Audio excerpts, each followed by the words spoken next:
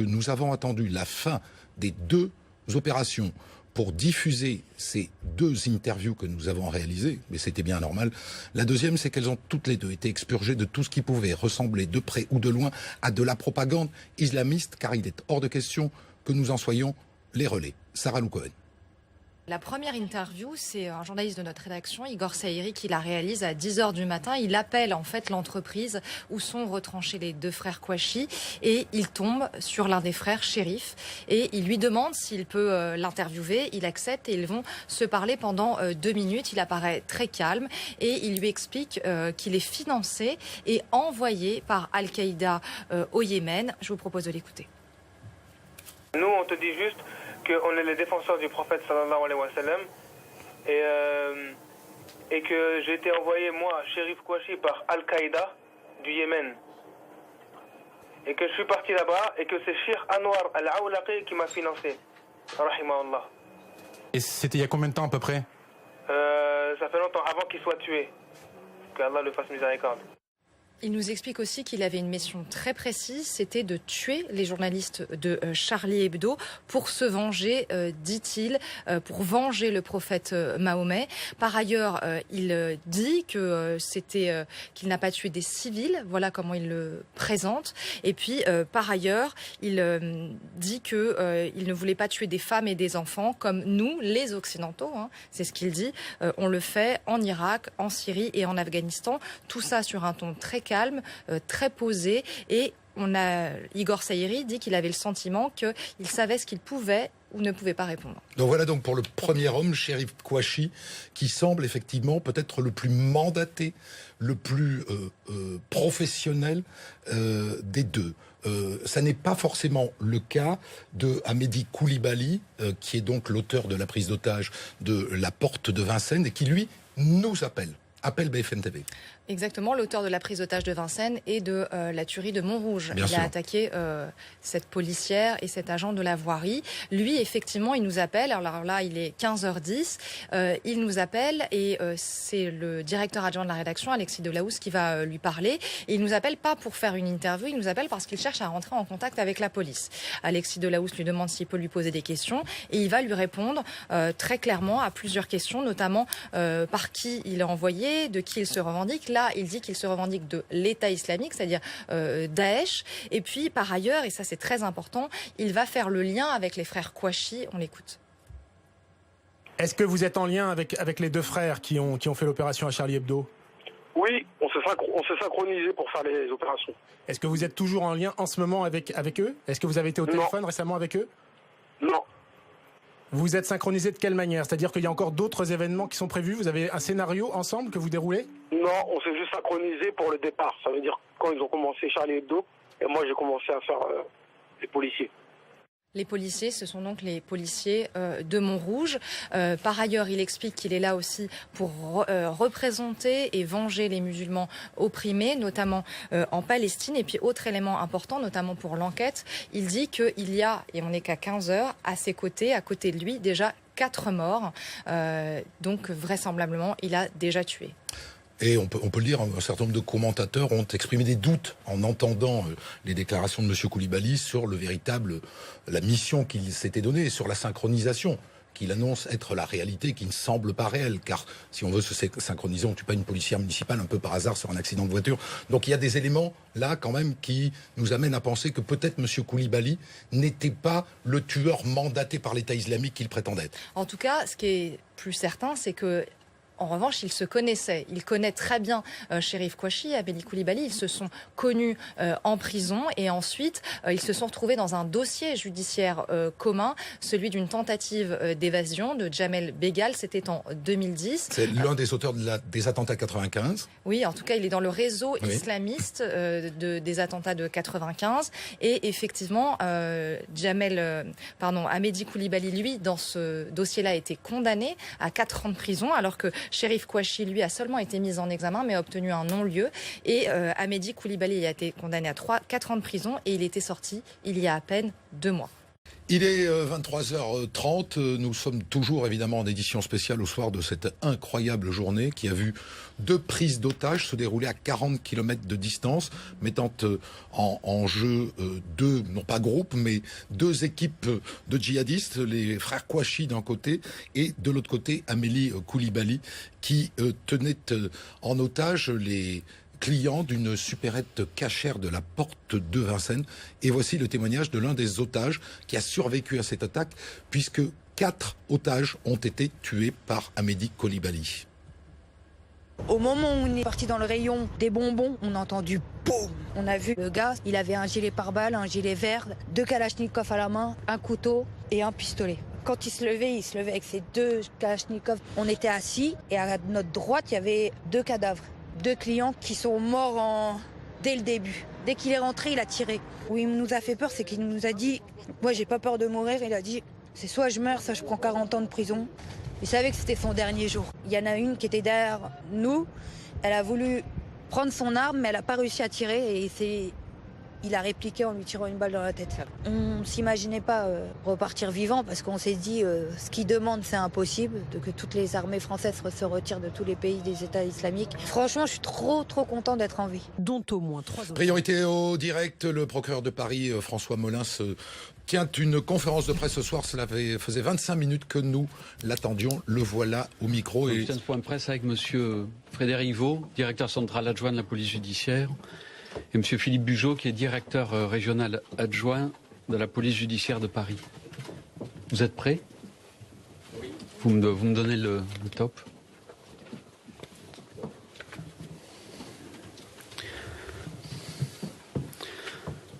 Mesdames, Messieurs, je voudrais d'abord rendre hommage, avant d'en venir aux faits, à toutes ces victimes de la barbarie terroriste, victimes journalistes, victimes policiers, victimes gendarmes, victimes policiers municipaux et citoyens. Je voudrais ensuite souligner l'exceptionnel investissement depuis maintenant près de 3 jours des services de police judiciaire et du parquet de Paris dans cette affaire véritablement hors norme. Plusieurs centaines d'enquêteurs de police judiciaire, je dis bien plusieurs centaines de police judiciaire mobilisés depuis plus de 2 jours. Pour le parquet de Paris, 23 magistrats qui ont été engagés, près de 10 fonctionnaires mobilisés, pour diligenter 48 interceptions téléphoniques, 39 géolocalisations, délivrer 5 mandats de recherche, engager des gardes à vue et prolonger 16 gardes à vue, procéder à 8 perquisitions, 67 expertises et entendre plus de 100 témoins. L'importance exceptionnelle du travail qu'ils ont conduit a permis en un peu plus de 48 heures d'identifier les auteurs des assassinats commis mercredi matin dans les locaux de Charlie Hebdo et jeudi matin à Montrouge. Je voudrais enfin souligner l'engagement et le professionnalisme des unités d'intervention du GIGN, du RAID et de la BAC-BRI qui ont permis de sauver dans des conditions pourtant très dangereuses et aléatoires les otages vivants qui étaient détenus par les terroristes et de neutraliser ceux-ci. J'en viens maintenant aux faits. Je ne reviendrai pas sur le détail des faits que j'avais abordés il y a 2 jours, mercredi, sur le déroulement précis des faits commis dans les locaux de Charlie Hebdo et à proximité de l'immeuble qui ont coûté la vie à 12 personnes, causé 10 blessés, dont 10 graves, toujours hospitalisés et dont un a un pronostic vital toujours engagé. Je voudrais simplement rappeler l'extrême violence des scènes de crime puisque 31 étuis de calibre 7,62, 5 ogives et 3 chemises ont été retrouvées à l'intérieur des locaux et 25 douilles, dont au moins 12 de 9 mm, plus une cartouche percutée, ont été trouvées à l'extérieur. Dès la commission des faits, de nombreuses investigations ont été lancées.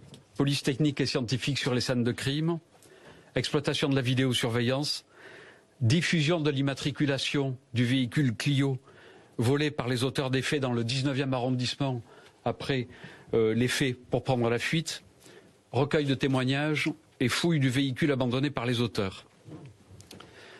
Dans ce véhicule de type Citroën CD DS3 étaient notamment découverts 10 cocktails Molotov, un chargeur, un drapeau djihadiste, drapeau utilisé à la fois par ACPA et EI, un bandeau noir, 2 talkie-walkie, un GoPro, un gyrophare, un pare-soleil police et un chargeur de Kalachnikov.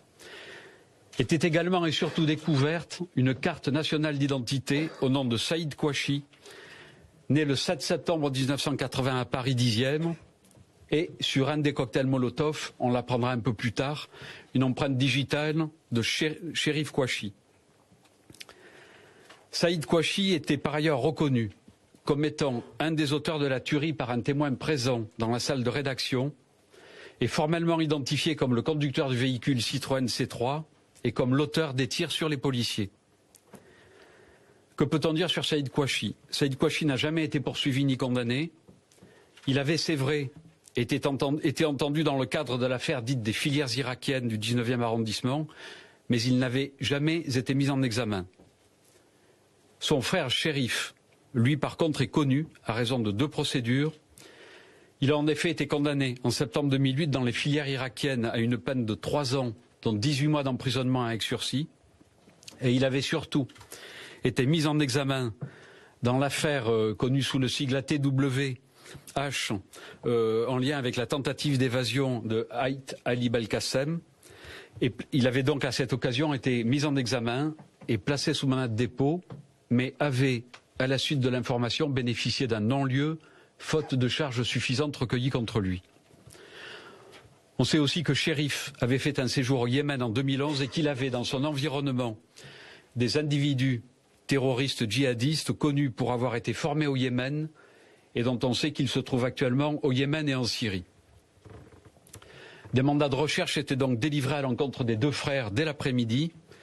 L'épouse de Chérif Kouachi était placée en garde à vue du chef d'association de malfaiteurs criminels, donc pour préparer et commettre des infractions criminelles d'atteinte aux personnes, placement en garde à vue intervenant en fin d'après-midi.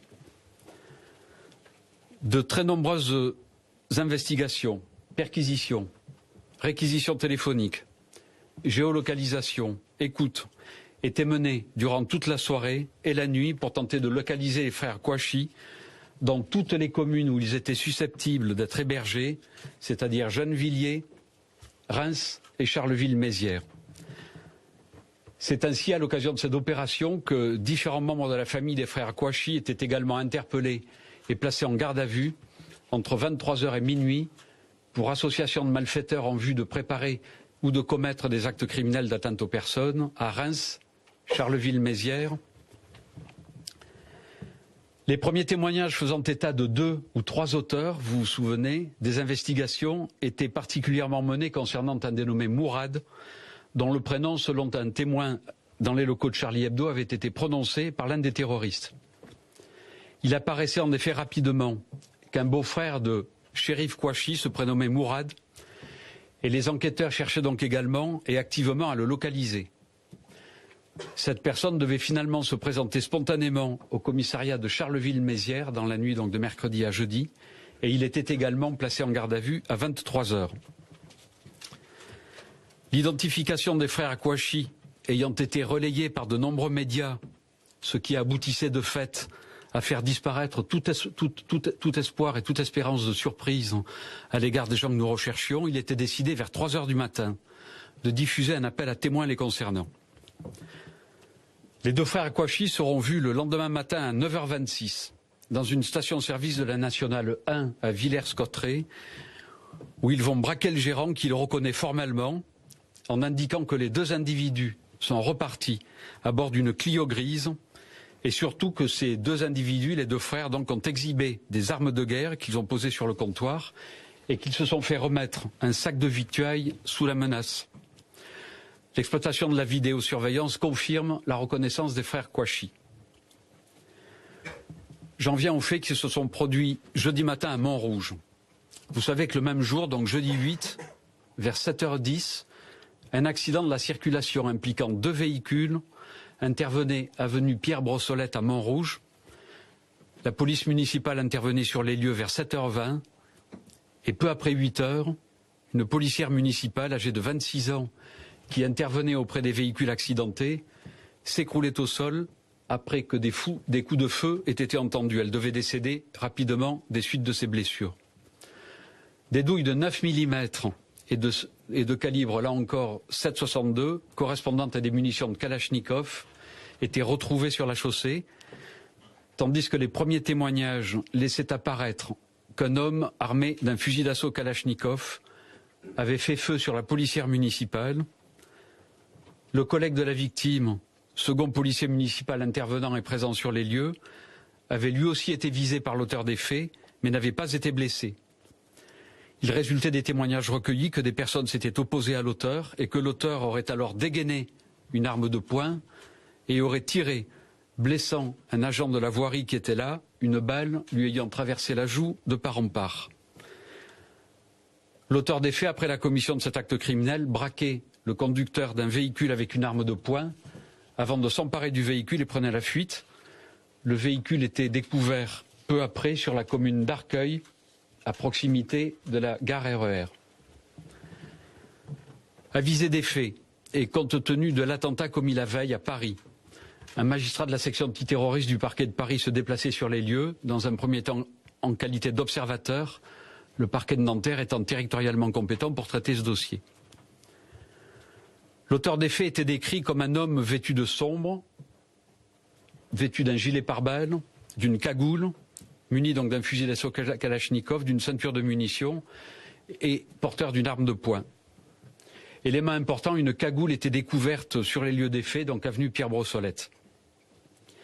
Un témoin qui avait vu l'auteur de près et sans cagoule fournissait toutefois des éléments permettant d'établir un portrait robot, puis un premier suspect, puis un second, qui pouvaient tous les deux correspondre à la description de l'auteur, étaient interpellés à proximité du lieu des faits et placés en garde à vue, donc à raison effectivement des similitudes qui pouvaient exister dans les premiers témoignages. On sait que ces deux personnes aujourd'hui n'ont rien à voir avec les faits qui ont été commis. Au vu du contexte, compte tenu des événements de la veille, des menaces effectivement existant sur notre territoire et des discours menaçants des organisations terroristes djihadistes, au vu de l'armement lourd de l'auteur des faits et du caractère délibéré d'un acte gratuit et visant les forces de l'ordre, le parquet de Paris se saisissait de l'affaire en début d'après-midi à 14h30 et dirigeait dès lors l'enquête ouverte pour assassinat sur personne dépositaire de l'autorité publique, tentative d'assassinat, infraction à la législation sur les armes et vol avec armes, toutes ces infractions étant en relation et en lien avec une entreprise terroriste. L'enquête était confiée, comme dans le premier dossier, à la direction régionale de la police judiciaire de Paris, à la sous-direction antiterroriste, donc de la direction centrale de la police judiciaire, et enfin à la direction générale de la sécurité intérieure. Les premiers témoignages recueillis confirmaient qu'une arme automatique avait été utilisée au coup par coup. Les investigations menées sur les frères Kouachi et leur entourage, dans le cadre de l'enquête menée à la suite de l'attentat dans les locaux de Charlie Hebdo, permettaient d'identifier un individu, Hamedi Koulibaly, dont on savait qu'il avait été mis en cause dans l'affaire pour laquelle Chérif Kouachi avait été condamné pour des faits d'association de malfaiteurs, à savoir la préparation d'évasion armée de Smaïn Haït Aïdi Belkacem. Pour ces faits, Hamedi Koulibaly avait été condamné à une peine de 5 ans d'emprisonnement en novembre 2013, peine qu'il avait exécutée et à l'issue de laquelle il avait été libéré. La description physique de l'auteur des faits par un témoin confirmait cette piste. Et enfin, l'épouse de Chérif Kouachi confirmait que son mari connaissait très bien Ahmed Koulibaly. Autre élément intéressant sur présentation photographique, un des témoins de la fusillade de Montrouge, qui avait vu l'auteur des faits décagoulé, reconnaissait formellement Ahmed Koulibaly comme étant l'auteur des faits. Nous étions alors, hier soir, jeudi, à 20h30. Des travaux de police technique et scientifique étaient engagés à ce stade des opérations sur la cagoule retrouvée sur les lieux. Et vers 23h, hier soir, une trace ADN était extraite de la cagoule retrouvée à proximité du lieu des faits. Et moins de 2 heures plus tard, l'ADN prélevé était identifié comme étant celui d'Hamedi Koulibaly. Parallèlement, de nombreuses vérifications ont été réalisées pour connaître les éventuels domiciles de Koulibaly. C'est ainsi que des perquisitions de nuit étaient réalisées dans la foulée, à partir de 4 heures du matin, au dernier domicile connu de l'intéressé et de ses proches, sur les communes de Bagneux, Grigny, dans le quartier de la Grande Borne et Fontenay-aux-Roses, et que 3 perquisitions ont été effectuées dans la foulée de ces opérations. Les investigations se poursuivaient toute la nuit. 2 proches, vous l'avez indiqué ce matin, de Koulibaly étaient placés en garde à vue et des mandats de recherche étaient délivrés contre lui et sa compagne, Hayat Boumedienne. Enfin, les lignes téléphoniques susceptibles d'avoir été utilisées par les intéressés étaient placées à la fois sous écoute et géolocalisées en temps réel afin de retrouver la trace de ces deux individus. J'en viens aux événements de ce jour, vendredi 9 janvier. Ce matin, donc peu après 8 heures, à Nanteuil-le-Haudouin, dans le département de l'Oise, 2 hommes armés surgissaient d'un bois et braquaient une automobiliste en lui expliquant qu'ils étaient là pour venger le prophète et en lui ordonnant d'abandonner son véhicule. Ils prenaient la fuite au volant de ce véhicule, un Peugeot 206, véhicule qu'ils abandonnaient dans la zone artisanale de Dammartin-en-Gouel, en Seine-et-Marne, où ils se trouvaient en présence d'une patrouille de gendarmerie. Un échange de tirs avait lieu immédiatement entre eux et les gendarmes, échange de tirs au cours duquel un gendarme faisait un tir de riposte et parvenait à blesser légèrement au niveau de la gorge un des deux individus identifiés comme étant Saïd Kouachi. Les fugitifs prenaient la fuite alors et allaient se réfugier dans les locaux d'une société d'imprimerie, Création Tendance et Découverte, c'est son nom, à Dammartin-en-Gouel, et prenaient immédiatement en otage le gérant de cette société. Le véhicule Clio, dans lequel circulaient les frères Kouachi depuis les faits commis mercredi, était quant à lui découvert, embourbé, à Montigny-Sainte-Félicité, à proximité immédiate du vol de la Peugeot 206. Était découvert dans le véhicule une cagoule, un carton de nourriture pouvant provenir de la station Essence Avia qu'ils avaient braqué la veille, ainsi qu'un chargeur de fusil d'assaut Kalachnikov non fourni. Le parquet de Paris, avisé de ces faits, se saisissait de ces nouveaux faits qualifiés de vol avec armes, en bande organisée, enlèvement et séquestration afin de faciliter la fuite. À 10h20, le gérant de l'imprimerie était libéré par les frères Kouachi. Le gérant, lorsqu'il était entendu, indiquait que les auteurs étaient en possession de fusils d'assaut Kalachnikov, d'un lance-roquettes et de cocktails Molotov. Il indiquait par ailleurs, et il expliquait qu'il était sûr de ses propos puisqu'il lui avait lui-même mis un pansement, il indiquait par ailleurs que Saïd Kouachi n'était que légèrement blessé au cou. Au gré des investigations et des opérations menées notamment à la suite de l'intervention et du positionnement du GIGN sur place, on apprenait que les frères Kouachi étaient en réalité localisés au premier étage. Et nous apprenions aussi qu'un employé de l'imprimerie, on le savait puisque c'est l'employeur libéré qui nous l'avait indiqué, un employé de l'imprimerie était lui aussi reclus, réfugié au 2e étage du bâtiment de l'imprimerie, dans la salle de restauration, où il était allé se réfugier absolument terrorisé, sous l'évier de la salle de restauration. Sa présence a pu très heureusement rester ignorée des deux terroristes tout au long de ces événements. À 11h45, le GIGN, après s'être positionné, entreprenait la négociation avec les deux auteurs. Et c'est ainsi que des messages étaient laissés sur les téléphones portables en leur possession, messages auxquels les deux frères n'ont jamais répondu.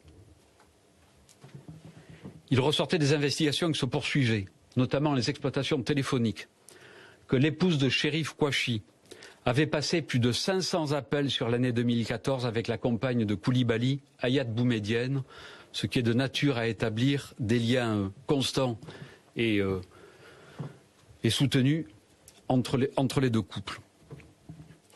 À 13h55 à Paris, vous savez qu'un homme armé entrait dans un supermarché hyper cachère, localisé au 23 avenue de la Porte de Vincennes, et prenait en otage les personnes qui s'y trouvaient. Les services de police et le parquet de Paris se rendaient immédiatement sur place et des vidéos permettaient de confirmer l'identification d'Amédi Koulibaly comme étant le preneur d'otages. Ce dernier revendiquait son acte auprès d'une chaîne de télévision en reprochant à la France de s'être attaquée à l'État islamique et précisait que son dernier contact avec les frères Kouachi remontait au début des attaques, Koulibaly étant chargé, quant à lui, de faire des policiers. Ce sont ses termes. Il indiquait par ailleurs qu'il abattrait tous ses otages si l'assaut devait être donné à Dammartin-en-Gouel, où les frères Kouachi étaient retranchés. À 16h, l'enquête sur les faits commis à Vincennes était jointe à l'enquête concernant les faits de Montrouge. puisque nous avions effectivement, à travers l'identification ADN de la cagoule, la certitude que l'auteur des faits de Montrouge est bel et bien Hamedi Koulibaly. Le raid entreprenait donc une négociation avec l'auteur des faits. Je reviens à Damartin-les-Gouelles. À Damartin-les-Gouelles, les frères Kouachi ne donnaient toujours aucune suite aux appels passés par les négociateurs du GIGN. Jusqu'à ce que peu avant 17 h, la porte de la façade d'entrée située au rez-de-chaussée de l'entreprise s'entrouvre d'une quinzaine de centimètres pendant quelques minutes, temps à l'issue duquel les deux frères sortaient munis de fusils d'assaut à la main, et se mettaient à tirer en rafale en direction des forces de l'ordre. Les membres du GIPN répliquaient dans un premier temps par des grenades à effet de souffle, qui avaient pour effet de projeter à terre les deux terroristes, qui continuaient à tirer en rafale sur les membres du GIGN, qui étaient ainsi contraints de les neutraliser, tandis que 2 membres des forces de l'ordre étaient blessés légèrement. Les 2 terroristes étaient donc tués. L'employé réfugié et caché au 2e étage était libéré sain et sauf. Après sécurisation des lieux par les services de déminage qui a duré un certain temps, et nous qui étions sur place n'avons pu quasiment accéder aux lieux et au corps qu'environ 1 heure après la fin de ces faits. Un lance-roquette M82 avec une roquette engagée, j'insiste, une roquette engagée, 10 grenades fumigènes et 2 fusils mitrailleurs Kalachnikov et 2 pistolets automatiques étaient découverts. Les démineurs ont même trouvé sur le corps de l'un des 2 terroristes une grenade, donc qui avait été positionnée a priori là aussi en guise de piégeage. Je reviens sur le théâtre de la Porte de Vincennes. Porte de Vincennes, donc un assaut de la BRI et du RAID était lancé à 17 h sur l'épicerie cachère. Le bilan s'établissait ainsi. Hamedi Koulibaly est décédé. Il faisait usage à l'encontre des forces de l'ordre d'un fusil d'assaut Kalachnikov, d'un pistolet mitrailleur de type Scorpio, donc à l'encontre des forces d'assaut, tandis que 2 autres armes de poing, des pistolets russes Tokarev, étaient ensuite découvertes dans le magasin. 2 fonctionnaires de police seraient blessés à la jambe, BRI Raid, et un plus sérieusement blessé. Il était découvert 4 corps correspondant à des otages dans le magasin, tandis que toutes les autres personnes, vous le savez, qui se trouvaient dans l'hypercachère étaient libérées sains et saufs. L'état des corps, compte tenu d'une part de l'état des corps, compte tenu d'autre part des déclarations faites là encore à une chaîne de télévision par Koulibaly, indiquant, je cite, « J'en ai tué 4 », et sous réserve des conclusions des autopsies à réaliser, tout cela nous permet de supposer qu'aucun otage n'est décédé au cours de l'assaut donné par les forces de l'ordre et que les décès sont vraisemblablement intervenus lorsqu'ils ont été tués par le terroriste lorsqu'il est rentré dans le supermarché. Au moins 4 personnes ont été blessées, donc principalement policiers. Dans le magasin ont d'ores et déjà été découverts 2 pistolets automatiques Tokarev, je vous l'ai dit, armes de poing russes de calibre 9 mm, 2 fusils mitrailleurs, un gilet tactique avec des munitions et un couteau. Nous avons eu enfin les mêmes soucis de déminage que sur le site de Damartin-en-Gouelles, puisque des bâtons d'explosifs, il y en avait une quinzaine de l'explosif à usage civil, avaient été disposés dans le magasin, ainsi qu'un détonateur, dispositif donc par lequel le magasin était lui aussi piégé. J'en arrive donc aux conclusions de cette intervention. À 7 h, seuls 5 gardes à vue de proches de frères sont encore en cours. Ce sont là tous les éléments que je peux vous communiquer en l'état des investigations. Je voudrais vous dire que l'enquête va se poursuivre de la façon suivante. Toutes les procédures, nous avons commencé à en joindre certaines, mais toutes les procédures vont être jointes compte tenu des éléments qui établissent une entente qui a pu exister entre ces 3 terroristes pour commettre toutes ces actions criminelles de façon coordonnée dans la plus grande détermination.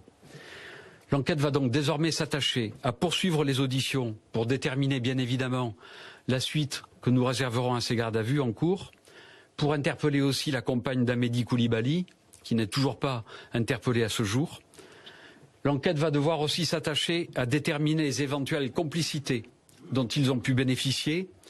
Elle va devoir s'attacher à déterminer le financement de ces actions criminelles, la provenance de ces armes et toutes les instructions ou l'assistance dont ils auraient pu bénéficier, aussi bien qu'en France, à l'étranger et éventuellement aussi au Yémen. Elle va enfin s'attacher à déterminer la place exacte de ces actions criminelles dans le contexte des filières terroristes djihadistes qui sont actuellement en cours d'enquête ou d'instruction. Pour conclure mes propos, ça rejoindra la première pensée que j'avais au début de ce point presse, celle des victimes. Je voudrais simplement vous rappeler qu'une cellule de crise dédiée aux victimes est installée depuis cet après-midi au ministère des Affaires étrangères et que cette cellule interministérielle est accessible 24 heures sur 24, je dis bien 24 heures sur 24, et joignable au numéro suivant 01 45 50 34 60. Je répète, 01 45 50 34 60, numéro qui est donc à disposition, dans le cadre de ce dispositif, de toutes les victimes et des membres de leur famille, 24 heures sur 24 et 7 jours sur 7. Je vous remercie de votre attention.